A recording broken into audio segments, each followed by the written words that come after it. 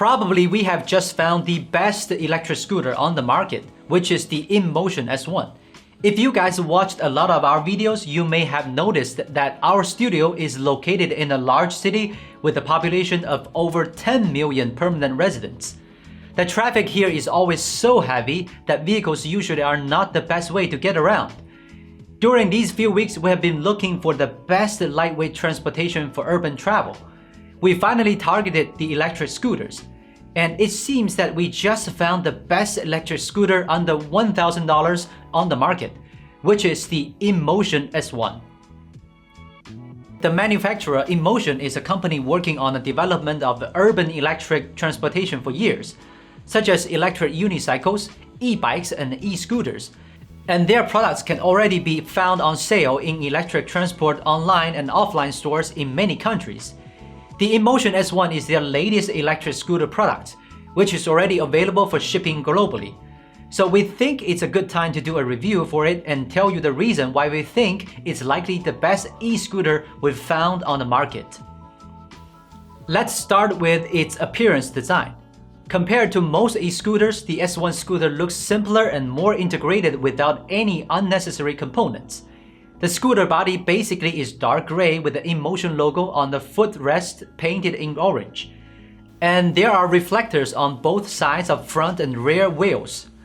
The footrest deck is large enough to carry an adult easily standing on it. The manufacturer's promotional material claimed that it's good for a max rider weight of 140 kilograms.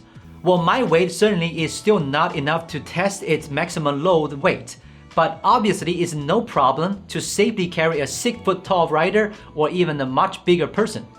But please note that the height of the handlebars is not addressable and it may be a bit high for children.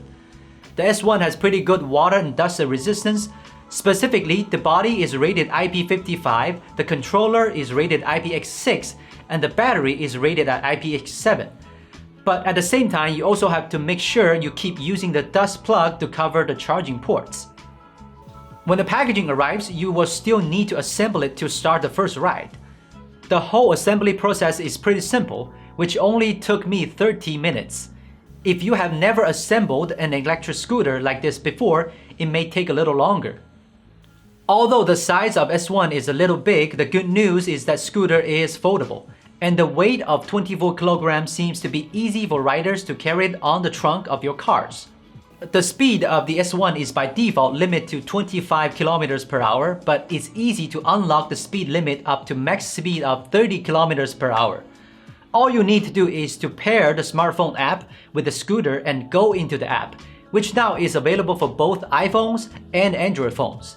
We will talk about the app later, and let's get back to its speed setting. To be honest, although the S1 can achieve 30 kilometers per hour, we still suggested you guys not to turn it on in most times for safety. But if the riding conditions allow, or if you are skilled enough to ensure safety, the maximum speed of 30 kilometers per hour definitely could save you a lot of time. If you are satisfied with maximum speed of 25 kilometers per hour, there's a 3 ride modes for option: Eco mode, Drive mode, and Pushing Assistant mode. But if you turn the speed limit off, an extra Sport mode will be also available, which means no limits and you can have the top speed of 30 kilometers with the fastest acceleration. The Eco mode is more for beginner. Under the Eco mode, you won't go faster than 12 kilometers per hour, and the acceleration is much slower. At the same time, you will have a longer range under the Eco mode.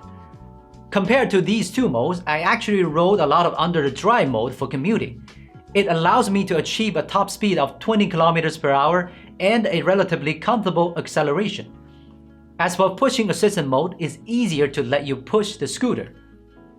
The S1 is equipped with an excellent brake system, which consists of front drum and rear electric disc brake. The rear electric brake can kick in automatically without using the brake handlebar if you are going downhill and speed up rapidly, or have exceeded the top speed.